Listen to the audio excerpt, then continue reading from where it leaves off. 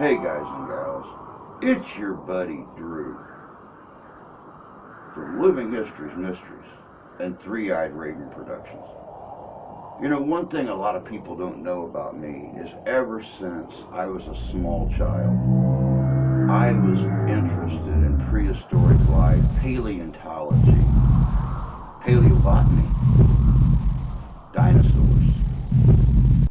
And when I was 10 years old, in 1978, I wrote a book for something I don't even know if it exists anymore. It was called the Young Authors Competition, and it was the scholastic way of getting children.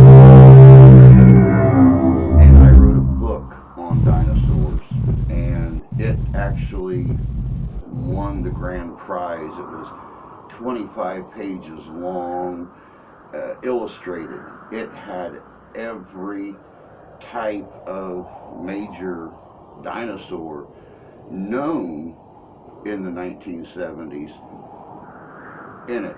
And my mom and dad, you know, still 40 years later, have that book in the cedar chest down in Tennessee, in celebration of the release of what very well could be the last film in the Jurassic Park series, Jurassic World Dominion, which, call it coincidence, whatever, actually came on to Peacock yesterday, and the wife and I sat down to watch it. I call it coincidence because I've been working on this video for almost a week, gathering information and stuff, and then boom, the movie's on, and we sat down and watched it. And it didn't really have the dinosaur in it that this video was about.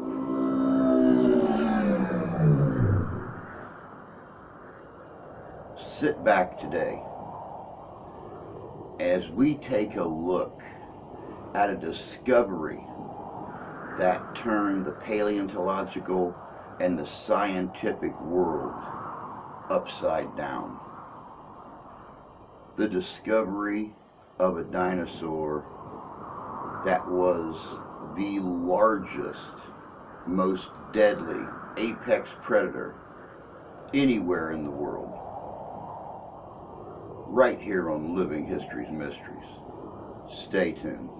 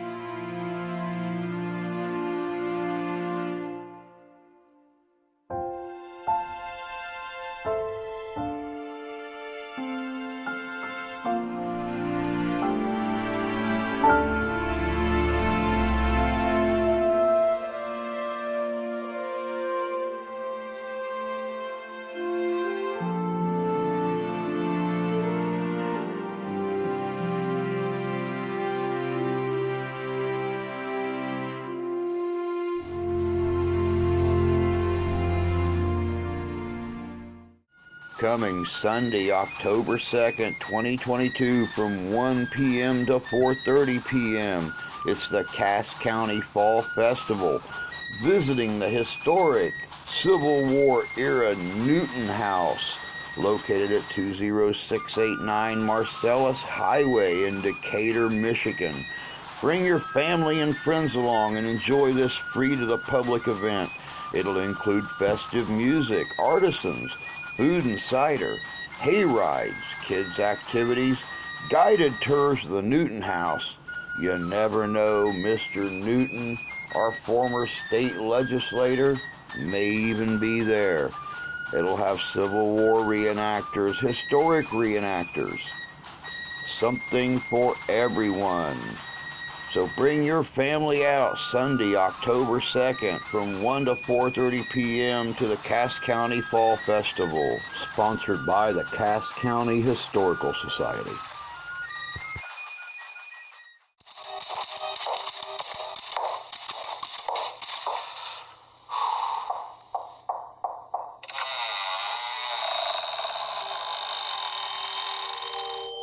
As the visitor draws the foot-long claw from his pocket, the scientist's heart begins to race. Rummaging through her mental catalog of anatomy, Dr. Angela Milner recognizes it in a flash. This claw belonged to a huge, flesh-eating dinosaur. But that's all she knows, because nothing quite like it has ever been seen. It's not that dinosaurs don't occur in Britain. They were a British invention, after all. The first dinosaurs to introduce themselves to science were collected from the English countryside. With luck, some fell into the laps of perceptive British anatomists.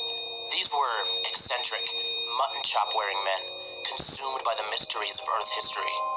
In an early effort to make sense of the strange creatures, one of these chaps coined the very word, dinosaur. But even after 140 years worth of discoveries, no animal fit for a claw such as this had surfaced. This is new. Is there more of it? As Milner presses the visitor for details, he explains that it was not he, but his father-in-law that made the discovery. She insists that she meet him, and that she see from exactly where the claw came. She and Alan Charig drive from London's Natural History Museum to suburban Surrey to seek out the 59-year-old William Walker, a plumber by trade, fossilist at heart. Possessed by fossils, and owner of a proud set of mutton chops himself, Walker stands like a time-traveling member of that extinct breed of Victorian naturalists. Thrilled, Walker leads them to a brick mining pit. Apparently, he'd just been walking around when he chanced upon a stone that bore a streak of brown bone. After delivering a good crack from his hammer, he stood in shock at the foot-long claw that spilled out before him. But now, a month later, he can't seem to relocate exactly where that happened. Bulldozers have beaten them to the site and have chewed through the terrain. They assume the worst. Just then, the plumber's eye catches some bone chips in the mud. Beneath are larger chunks of churned up, bulldozed bone. The claw was not an isolated piece. There's more of the monster buried. A lot more. Charig and Milner returned that May, armed with the full cooperation of the brick company and an excited crew. But when they shovel the mud out of the way, they're not met with a pristine skeleton sprawled out in a forgiving sediment. Instead, they find a patch of lumpy stones, concretions like the one that cradled the claw. Confident that the surviving bones are in the blocks, they salvage each one, all 2 tons worth. The excavation takes 17 days in all, but the detailed work of freeing individual bones in the lab would consume 6 years. Word of the mystery dinosaur, a find that Alan Charig would later call the most important fossil find in Europe or Britain this century, spreads around the world. It's not every day that new kinds of giant, flesh-eating dinosaurs are scooped up from a London suburb. As images of the claw circulate, some experts are reminded of the infamous sickle claw for which Velociraptor and its relatives are famous. This evokes thoughts of a supersized British raptor, but the story this fossil has to tell is much more interesting. As piece after precious piece appears, the skeleton quickly becomes the most intact carnivorous dinosaur ever found in Britain. And because all charismatic fossils yearn for a good nickname, Charig and Milner call theirs claws. Just as the greatest prize of any game animal is, of course, the head, so it is with the extinct, and Claws is happy to oblige. By the 1980s, finds from around the world were showing that flesh-eating dinosaurs were spectacularly diverse. While their skulls differed in the details, large predatory dinosaurs all had deep, rounded-off muzzles. But the face smiling back from the rock in London's Natural History Museum does not adhere to any such pattern. It is an alien. By 1986, 3 years after Walker's discovery, about 70% of the fossils have been exposed. In the pages of the prestigious journal Nature, Charig and Milner introduce Baryonyx walkeri to the world. Baryonyx derives from the Greek barus, meaning heavy, and onyx for claw. The second name honors the keen-eyed William Walker. For him, it's the thrill of a lifetime to have a dinosaur named after him. When someone finds a new organism, it's not enough to just slap a name on it and call it a day. That's a start, but it's a crime against biology to orphan new additions to the tree of life. So the biologist must find a home for their new organism, a distinct twig. Ever since Charles Darwin and Alfred Wallace showed that all species descend from the same distant ancestor and are therefore knitted together into a great tree of life, it's been one of biology's primary goals to reveal the shape of this network. On which twig does the new species belong? Hard to say, because the tree has so many limbs and is lush beyond words and tall as could be. Fortunately, DNA can do much of the heavy lifting for living creatures, spilling volumes about who is related to whom. But the dinosaurs have left behind nothing to work with but their hard, skeletal anatomy, and so begins the long and tedious process of comparison. While Baryonyx is strange, it's got a lot more in common with beasts like Allosaurus and Tyrannosaurus than with anything else.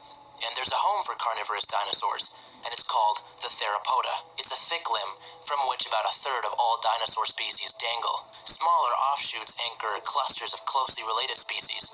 These are called families. The family Tyrannosauridae, for instance, was invented to account for T-Rex and its closest relatives. Here you'll find a set of unnerving brutes, animals bearing small, two-pronged arms and monstrous, bone-crushing jaws. They share these traits for precisely the same reason that siblings resemble their parents, because these species come from the same genetic stock, a parent species, or common ancestor. Tyrannosauridae is but one family in the Theropoda, and when Charig and Milner try to find a place for Baryonyx, they run into trouble. There are no families it can be placed into without sticking out like a sore thumb claw. So they do what a good taxonomist is supposed to under the circumstances. They create a new family to house it and its close relatives, should they appear. For the time being, though, Baryonyx stands alone as the sole member of the Baryonychidae. What's so special about this creature? What warrants the invention of an entirely new family? Well, as mentioned, the skull is freakish, so aberrant that some questioned if it was even a dinosaur at all. The bones of the snout interlock to form a wavy tooth row, culminating in a hooked tip. The arched jaw slots neatly into the kink above, forging a sturdy clasp on writhing prey. Charig and Milner call this peculiar arrangement of teeth and jaws a terminal rosette. The most massive teeth are stationed in this rosette, making for one ruthless meat trap. Speaking of teeth, Baryonyx has a lot of them, more than any other theropod. While those in the lower jaws had broken free, each side has 32 sockets, twice as many as the famous Allosaurus. While Allosaurus had thin, recurved teeth, serrated front and back, Baryonyx has a mouthful of pegs. These are thick, more straightened, and anchored by incredibly deep roots. The crowns are traversed by serrations fine to the point of being microscopic. Even their texture is zany. A tapestry of strange wrinkles etches this toothscape, while ridges run up and down their length like the fluting on a Hellenic column. The long, bony nostril is pulled far from the front of the skull, yet another curious deviation from more vanilla theropods. A thin comb of bone ascends from this beast's forehead, completing its devilish character. A few of their peers accused Charig and Milner of having this thing all wrong. This was not the face of a dinosaur, they say, but a Cretaceous crocodile that was buried and preserved alongside one. But Charig and Milner know what they have. Despite the likeness, this is no crocodile. The rest of the animal is anomalous too. The neck bones fail to string together into the standard theropod S-curve. Instead, it has more of a crescent-shaped neck posture. The upper arm bone, while somewhat flattened on the ends, is hugely broad, surely a sign of a well-muscled arm. And that massive claw isn't just big for other dinosaurs, it's big for baryonyx, too. At first, it was tempting to assume that such a giant claw was only fit for a theropod of mythical heft. But while this claw is bigger than that of the 8.5-meter Allosaurus, baryonyx on the whole is less massive. This talon is a proportional monstrosity. If you've never heard of baryonyx, take a moment to reflect on these characteristics. Recall the placement of the nose, the meat-trap jaws, the numerous gripping teeth. Consider its robust arms and colossal claw. Ask yourself, what sort of prey was baryonyx after? We'll return to this later. It's worth noting that this perplexing snout isn't totally unique among theropods. In fact, it reminds Cherrig and Milner of another critter that would later become famous for its poison-spitting cameo in Jurassic Park. At more than 20 feet long, Dilophosaurus was among the first truly large theropods. Known from Arizona's 190-million-year-old early Jurassic rocks, it preceded baryonyx by about 70 million years, living at a time when the supercontinent Pangaea first began shearing itself apart in earnest. That kink in the snout is hard to ignore, as is the fact that both bore bony accoutrements on their heads. Could baryonyx have been a late surviving relative of Dilophosaurus? Cherrig and Milner say no. They prefer convergent evolution as an explanation, leaving the origins of baryonyx murky as ever. But dissenting views about the animal's identity and the existence of the baryonychid family are raised almost as soon as baryonyx is set loose. Artist Greg Paul, to whom we can credit much of how our image of dinosaurs has been shaped, is among the critics. Baryonyx appears on his radar just as he's preparing to publish his now classic volume on predatory dinosaurs. It's so strange that he postpones the book. Famous for his skeletal reconstructions, Paul produces a rendering of a full baryonyx skeleton running at a full sprint. The drawing is a preliminary one, he warns, that will need replacing when the full description comes out. Despite having never seen the specimen in person, he protests to some of Cherrig and Milner's conclusions. He finds the similarities between their animal and Dilophosaurus more convincing. Paul believes that the two shared a loose ancestor-descendant relationship. He goes as far as to model the British creature's missing parts, including its absent tail, after that of Dilophosaurus. Now, time has not treated this hypothesis kindly, as today they are no longer believed to be close relatives. But Dilophosaurus aside, Paul thinks that baryonyx is not the only creature of its kind. He and a leading French paleontologist independently arrive at the same conclusion, that baryonyx is not alone in the theropod empire. Another species, survived only by a few drawings published in an obscure German journal at the height of the First World War, may hold the key to making sense of this croc-snouted dinosaur. This forgotten creature was the greatest contribution of an adventurous gentleman scientist, a man who lived to see his life and career crumble around him. It was the most cryptic dinosaur fossil ever found. Its dimensions were unparalleled. Its back was adorned with humongous spines, but no living paleontologist had set their eyes on it. The bones do not reside in any museum. The one and only specimen was destroyed long ago amid the chaos of the Second World War. And like much that is wild in this world, it came from Africa.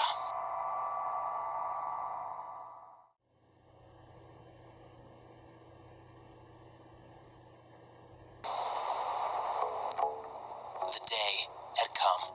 The old scientist's nightmare was now a reality. Hello, Skipper. Hello, Navigator. Half a minute to go. Okay. Hello, Engineer. Skipper here. Yeah? Will you put the revs up, please? Yeah? On a spring night in 1944, a sortie of 244 Lancaster bombers, Britain's shining sword, set their sights on his city, Munich. Among their targets is the city's central railway station. A lot of searchlights and fighter flares, Skipper. Move on. Okay, boys, okay. Hello, Bombardier. Okay when you are. Bomb doors open. Bomb doors open, Bombardier. Bomb's going in a minute. By sunrise, the railway and its surrounding switch yards are reduced to a smoldering patchwork of flames and twisted metal. But such aerial bombardments aren't defined by their accuracy and are as much feared for their strategic effectiveness as for the randomness of the devastation. 7,000 buildings surrounding the railway burn. The paleontologist, now at the end of his long career, receives word of the attack from his family castle in Nuremberg, and though it's unclear how or when he learned this, he would eventually discover that sometime after midnight, a stray bomb landed directly on his museum, gutting its innards and pulverizing its contents, including his life's work, all of his dinosaurs. But they were the least of his losses. But it's definitely going down now. Good, Jimmy, I can see it, boy. Good show.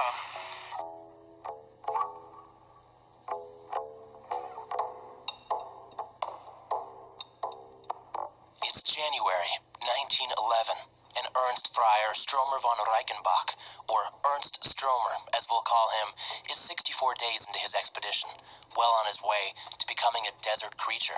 This small man is obsessed with a huge problem. Was it Africa, he asks, rather than Europe or Asia, as his colleagues hold, that the earliest mammals blossomed into being? This image depicts a more hardened and dissatisfied version of the 40-year-old that first set foot on the docks of Alexandria. And now, after months of failure, his situation is dire. This locale holds his last hope of finding something amazing. But just as he and his Egyptian companions settle into camp, black clouds swallow the desert. A sandstorm follows close behind. Between bickering with the crew in his broken Arabic and shivering in the cold, Stromer's only refuge is his flea-infested sleeping bag. Over the next few days, when he's not fighting to keep the winds from tearing his tent out of the earth and into the sky, all he can do is reflect on the past 2 months, the most difficult and eventful months of his life. When the ports of Alexandria first came into view from the deck of the steamship he boarded in Italy, Stromer had grand plans for the coming journey. The names of the people he was to meet, the times his train would leave its station, exact dates and grand expectations flooded his orderly mind. But troubles began before he set foot in the country. He spent the nights lying awake, stricken with seasickness, and the days absorbing verbal abuse from a colleague that snuck his crabby wife along. Despite being born to a wealthy family, Stromer's own pockets never seemed to run very deep, and this trip was to depend on a paltry, shoestring budget. Just as he thought he was going to feel the relief of dry land beneath his trembling feet, the ship went into lockdown. Convinced that a sick passenger had cholera, the captain quarantined the vessel. A day and a half passed before they set foot on Egyptian soil. The trio took a train south to the crowded, chaotic, and bustling capital, Cairo. There, Stromer did his best to show the couple the sights and sounds of the ancient city, introducing them to the great European scientists and explorers of the age. But the snobbish pair were unimpressed. If Cairo could be called dull, Stromer politely warned, then the Sahara that awaited them was a hell on earth. They abandoned Stromer, and half of his supplies left with them. From there, he frantically crisscrossed Cairo, collecting permits and meeting colleagues. But his checklist couldn't be complete without his desert companion. Richard Markgraf's fluency, both in Arabic and in the ways of the Sahara, made him indispensable. But Stromer couldn't seem to find him. On the verge of giving up, the scientist was relieved when he inserted the key into the door of his hotel room, only to find Richard Markgraf sitting inside, waiting. A portrait of the man survives, which betrays a face for which the sun held no mercy. His caring eyes burrowed deeply in their sockets, his cheeks and forehead furrowed far beyond his ears, his cracked lips buried in the wiry beard of a wild man. What little is known of Markgraf, a man of Czech descent that spent his impoverished adult life in Egypt, is that he possessed an incredible capacity for hard work, as well as an unmatched ability to find and collect important fossils. The German knew this better than anyone, as Markgraf was responsible for finding some of those toothy, prehistoric whales that served as a foundation of the studies that built his reputation.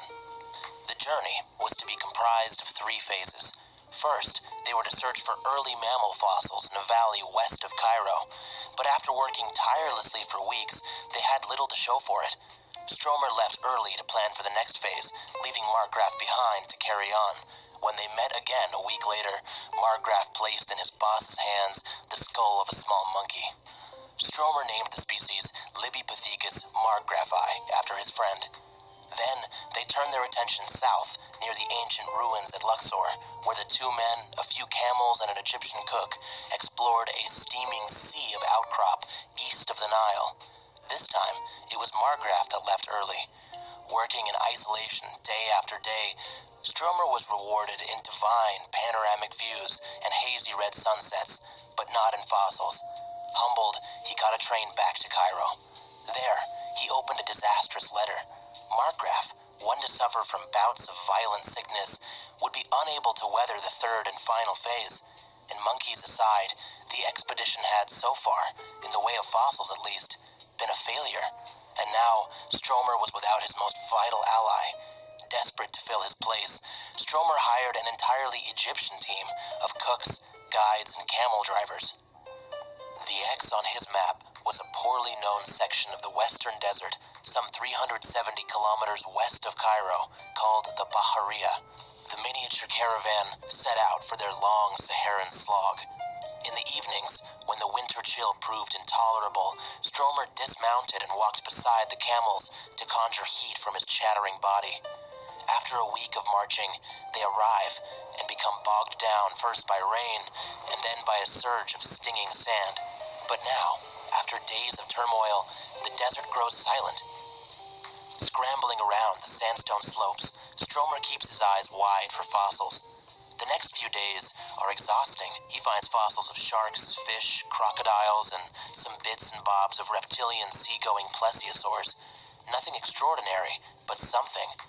These convince him that the Bahariya is Cretaceous in age, something previous geologists had speculated. Though precise ages were unknowable to him, where the numbers stand today, the Bahariya and its fossils seem to be between 95 and 100 million years old. All this time, something has been calling to him. Like an all-seeing eye, a 500-foot hill towers over this Martian landscape. Entranced, he leads the party in its direction. Surrounding this wind-carved cathedral of stone are weathered bone chips, pieces of crocs and sharks scattered about. But as the German scans the hill in the tower's shadow, his heart sinks, and no matter how vigorously he rubs his eyes with his mouth ajar in silent disbelief, these mirages refuse to vanish. The gigantic bones sprawled out before him are very real. At his feet are, quote, 3 large bones which I attempt to excavate and photograph. His search image, attuned to picking out the tiny, shrewish remains of mammals, is now swamped by objects thousands of times more massive. No expert in fossil reptiles, he can still recognize that huge bones of land-living creatures found in Cretaceous rocks can mean only one thing. Apparently, he writes, these are the first of Egypt's dinosaurs. Parts of a pelvis, spinal column, and even a hooked claw are among the day's thrills.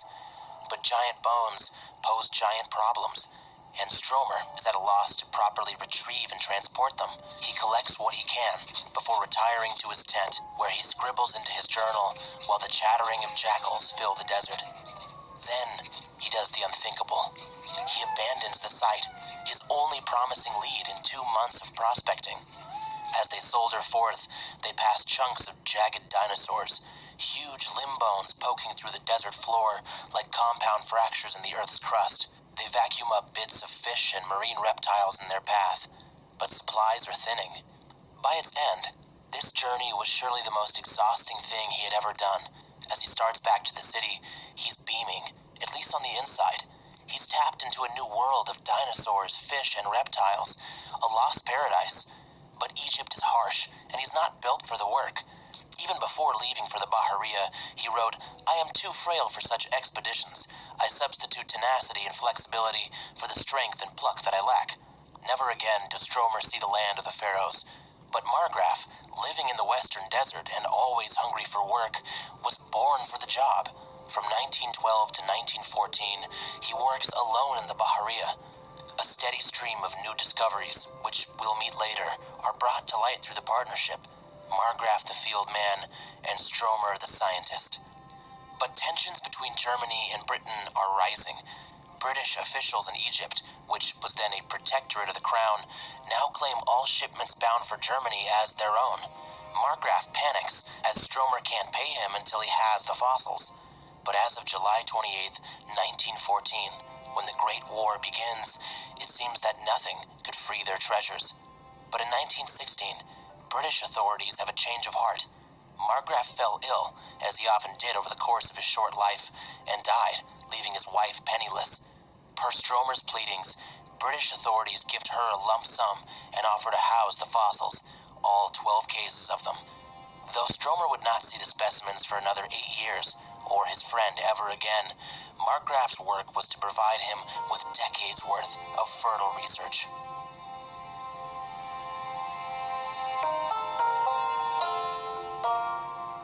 Four years earlier, in 1912, while Markgraf's brow dripped with sweat in the Egyptian sun, Stromer's was wrinkled in concentration.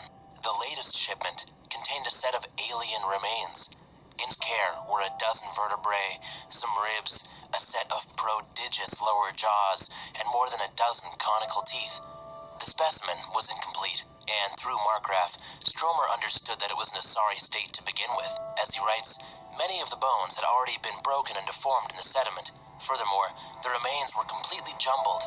The skull seems to have originally been present, but due to its exposed position, had been almost completely eroded away. Two things must have been striking about the skeleton. First, each back vertebra rooted a tower of bone, the longest of which stood a full 6 feet high. These spines, stitched into a spectacular fin atop the animal's back.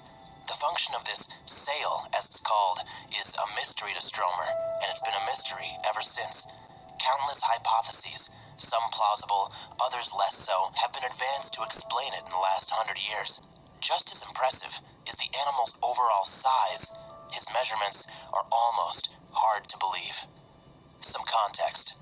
By 1900, the previous century's influx of sauropod dinosaurs, that collection of long-necked, long-tailed, earth-shaking species from the much older Jurassic rocks of the American West, some of which pushed more than 20 tons in weight, had cemented the idea of reptilian behemoths in the minds of scientists and the world.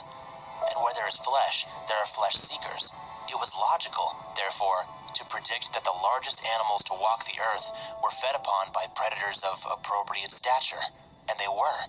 Allosaurus, then the largest terrestrial carnivore known to have lived, weighed as much as 3 huge brown bears. But deposits from the younger Cretaceous period had an unholy surprise in store. Expeditions into Montana and Wyoming at the beginning of the 20th century produced the remains of a carnivore that had to be seen to be believed. In the course of our evolution, human beings have feared, fled, and grappled with predators, the bears, crocs, and cats with which we have shared landscape. There exists a reservoir of deep genetic memory that perpetuates our awareness of and fear for large carnivores. So the existence of a butcher as sizable and powerful as this one, as vulgar a shock to its discoverers as it was to polite society, was as unforeseeable as the atomic bomb. It was a monster that seemed more likely to be feasting on souls in Bosch's depiction of hell than stalking prey in the jungles of history. It would take 9 of some of the largest bears alive, or 3.5 Allosaurus, to match the conservative mass estimates for this ultra-predator. At the turn of the 20th century, the fact that colossal but peaceful leaf-eaters were inhabiting the distant past was safely understood. But ever since being reintroduced to the wild as Tyrannosaurus rex in 1905, this killer has stalked the jungles of the human mind. 7 years after that name was first uttered, Stromer opens a shipping crate containing the colossal but fractured and incomplete skeleton of a sail-backed theropod from Egypt, thereby bearing witness to the world's second such ultra-predator. But aside from providing measurements of individual bones and simply referring to the animal as large, Stromer, a man of understatements, declines to reiterate or emphasize this fact in his study. I imagine him taking quiet, personal delight in finding that his animal may well have exceeded even the 40-foot T-Rex in total length.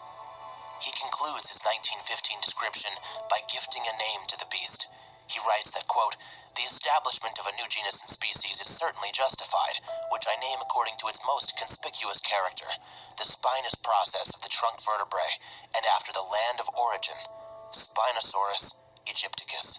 Some have accused him of showing a lack of creativity for this name, but I think it's only when you're sharing a lexicon with a name like Tyrannosaurus rex, the tyrannical king of reptiles, that Spinosaurus aegypticus could sound benign by comparison.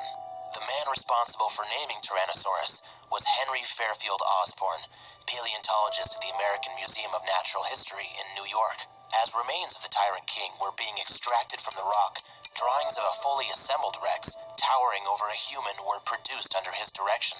Before anyone had ever seen a mounted T-Rex in person, these put the size of this ultra-predator in perspective for the first time, and almost 20 years after naming it, Stromer creates just such a drawing for his Spinosaurus in Osbornian tradition. In 1936, the world got its first taste of a restored Spinosaurus skeleton, the second flavor of ultra-predator. Stromer was liberal enough to infer the shapes of missing bones from other theropods, but despite the slender jaws, he was too conservative to give it anything other than a blocky, Allosaurus-like skull. In his survey of theropod dinosaurs, the legendary Friedrich von Huene said what Stromer was too polite to say himself. Upon comparing Osborn's measurements to those of Stromer's dinosaur, Huene declared that Spinosaurus may have been the largest beast of prey there ever was. Another thing that stood out to Stromer, and what's worth remembering for our purposes, is that the teeth were distinct from all other theropods. They're straight, cone-shaped to the extreme, and while other theropods have serrations, tiny ridges like those on a steak knife, Spinosaurus teeth lacked those altogether.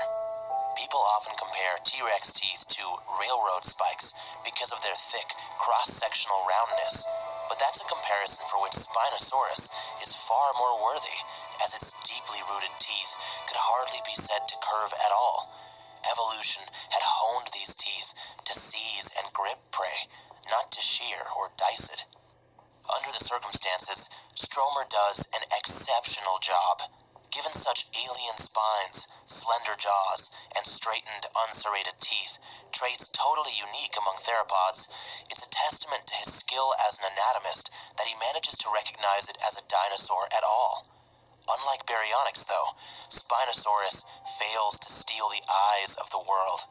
When the first mounted skeleton of Tyrannosaurus rex went up in New York in 1915, it set the headlines ablaze.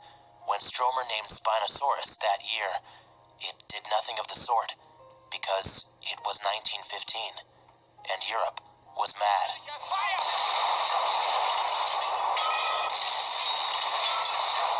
And for the millions then fighting for their lives in the inferno along Europe's front lines, in the putrid trenches of France, high in Italy's shivering Alps, or in the fly-choked Dardanelles, their world really was on fire. Word of a curious set of bones from Egypt was lost in the shock of ceaseless shelling and rifle fire.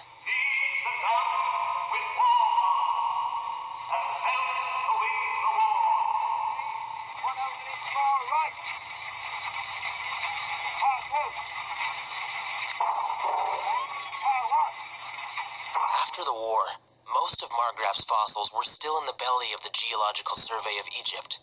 Though the authorities had held on to the crates, they proved unwilling to relinquish them.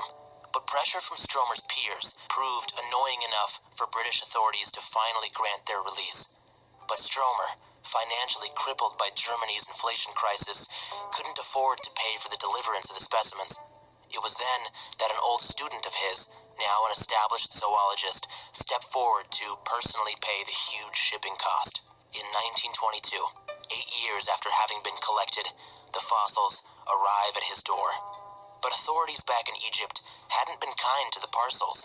The bones had been toyed with and haphazardly repackaged, leaving them in crumbled disrepair. But Stromer and Margraaf had worked too hard, had invested too much money, too much life force for him to give up now. The scientist patiently dedicated the next few years to reassembling the fossils, to working through impossible puzzles of bone chips, and the results were astonishing. Spinosaurus did not live in a vacuum, but a hugely rich ecosystem teeming with life. In the 1920s and 30s, Stromer is describing new species left and right. Among his dinosaurs are vertebrae and limbs from a new species of long-necked sauropod that he calls Egyptosaurus bahariensis in 1932. Amazingly, Stromer didn't have just one ultra-predator, but three. In 1934, he describes a partial skeleton of a massive, if mysterious, theropod that he names Bahariosaurus ingens. The appearance and evolutionary history of this animal remain shrouded in mystery to this day. He also announces his awesomely named Carcharodontosaurus saharicus, the shark-toothed reptile of the Sahara. Numerous teeth, as well as large portions of this dinosaur's hind limbs, pelvis, and skull are preserved, allowing for a thorough description. Also present are numerous remains of fish, including the fossils of an extinct sawfish called Onchopristis. Present too were several wonderful crocs. Stomatosuchus, bigger than any living saltwater crocodile, possessed a skull as flat as a pancake and a lower jaw entirely devoid of teeth. Its life habits remain unclear. Smaller and cuter is Libycosuchus, puppy-sized and agile. This was one of the many prehistoric crocs that would have been more at home on land than in the water.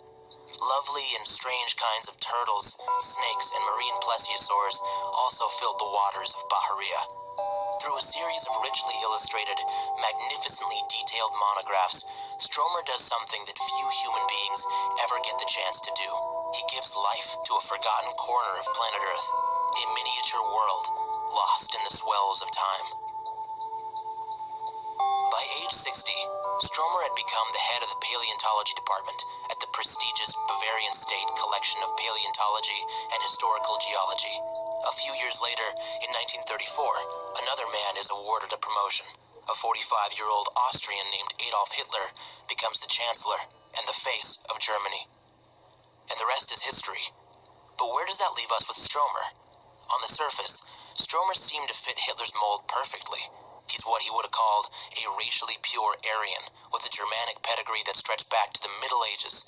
He was a victim of the same socio-economic collapse that left him and the German populace poor and embittered after the Great War. And now, he's faced with an ambitious new leader, promising a path to restore German honor and pride through a tidal wave of nationwide enthusiasm. Still, this 65-year-old despised the Nazi regime. Under the crushing weight of a monstrous social pressure, he stood tall as a steadfast and vocal opponent of Hitler's agenda. Perhaps it was his taste of the First World War, some 20 years earlier, first as a nurse treating the wounded and later as a military geologist, that had left him skeptical of mindless nationalism.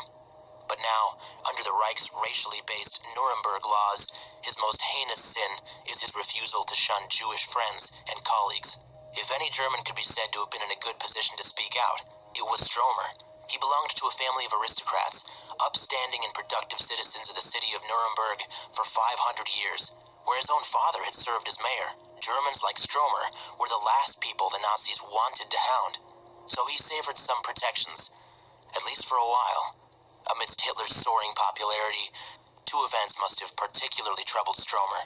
The first occurred on September 1st, 1939, when the German military invaded Poland and the tenuous web of lies and useless political dams that had been staving off World War for years finally crumbled. 30 years earlier, during his third and final expedition to Egypt, Stromer was introduced to the daughter of a colleague, whom he later married in Germany. As another total war, again with Germany at its center, threatened to plunge Europe into chaos, Stromer must have feared deeply for their three young sons. The next troublesome event was more local. In 1940, the director of the Bavarian State Natural History Collections, a friend of Stromer's named Ferdinand Broglie, retired. His replacement was Karl Bjorlin, a young, energetic paleontologist and devout Nazi. It goes without saying that Stromer and Bjorlin were less than chummy. By 1944, at the peak of his savage global war, Hitler had a long list of questionable tactical decisions to answer for. With an Allied land invasion imminent, with Russian hordes mobbing ferociously from the east, thirsting for revenge, and as metal flocks of British and American bombers were delivering payloads of hellish incendiaries over German cities with ruthless regularity, Stromer grew uneasy. Numerous towns, villages, and cities had felt such aerial kisses, and many thousands of civilians were dead. Not even Berlin was safe, as the bombing campaign had, by then, left more than 1.5 million people without homes. At this moment, though, Munich had, so far, been spared. But to many, these other attacks were merely a presage of destruction. It was only a matter of time, it was feared, before the wretched buzz of swarming engines would thunder across Munich's sky. Stromer knew in his core that if the museum collections were to be saved, action had to be taken at once. But when he raised these concerns to Bjorlin, he was chastised for it. To worry about the war effort was, to this Nazi, something only a defeatist could admit. The way Bjorlin saw things, there was no greater cause than that of the Third Reich, and if Germany were to lose the war, the museum collections would be worthless anyway. Amidst rumors that other German institutions were evacuating art and science collections to the safety of basements, salt mines, and even caves, Bjorlin, presiding over the grandest natural history collection in Central Europe, had the final say. And as Stromer's pleadings became increasingly desperate, he only dug his heels in deeper. Twice, Bjorlin warned the old man that he had the power to have him sent to a concentration camp. Stromer wasn't alone in his angst.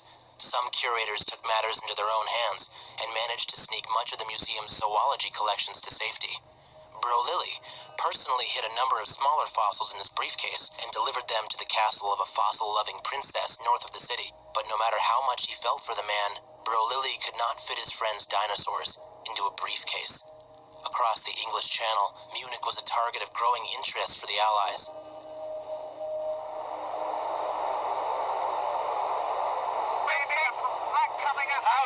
Don't shout all at once.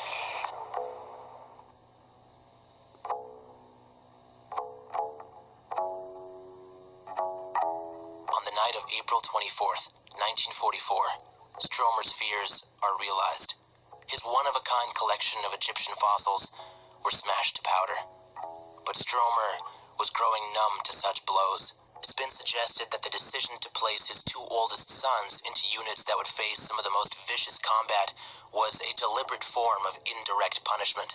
Practically the instant they were drafted, his two oldest, Ulmen and Wolfgang, were thrown into the grips of a frigid, war-torn Russia to face the Soviets. Ulmen, his oldest, was the first to die, killed in combat in 1941.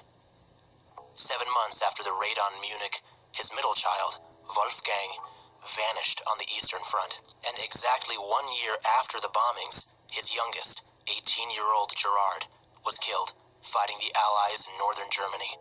2 weeks later, the war in Europe was over.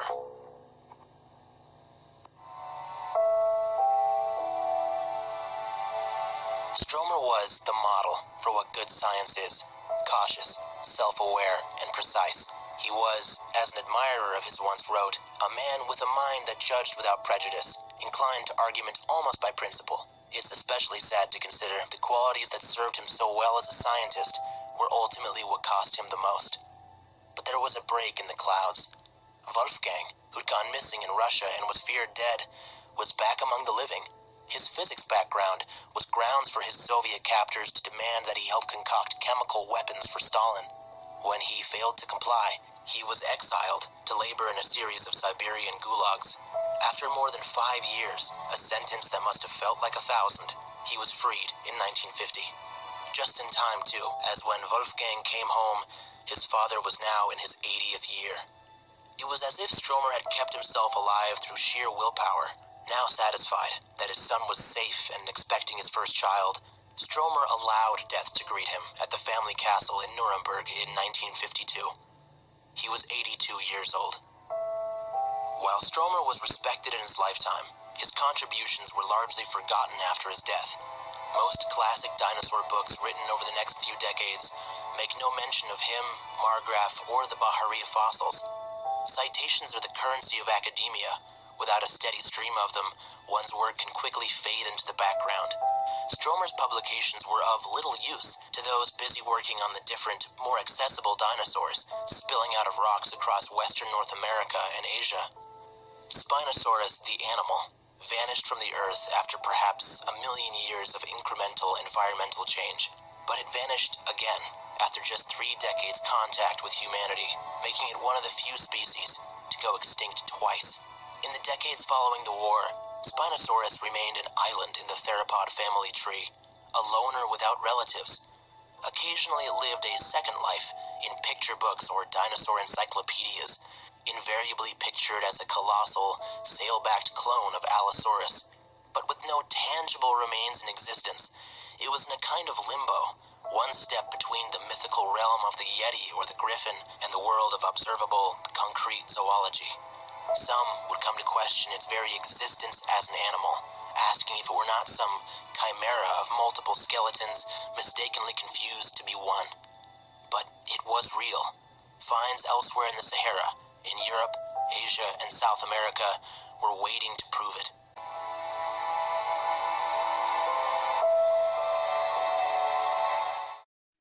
Welcome back. Like I said in the beginning, when this creature was discovered, it became known as the largest apex predator anywhere in the world, a title formerly held by the T-Rex. The T-Rex, 25, 30 feet long. The Spinosaurus, almost twice that length. Many more teeth, larger muscles, thicker bones, twice the size of the T-Rex.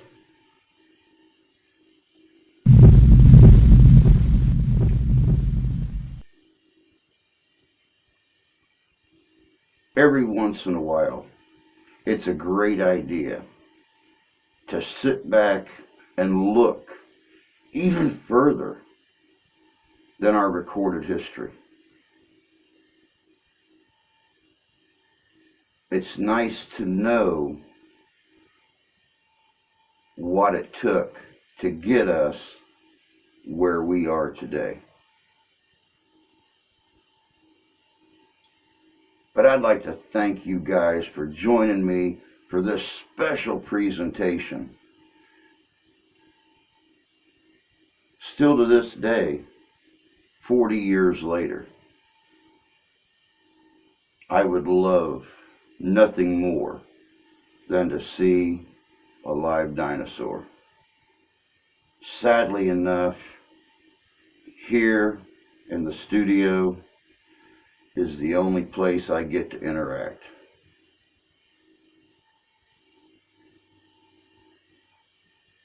But that's all I got, guys. Until next time, take care of yourselves, take care of each other. God bless you, God love you, I do. We'll catch you in history.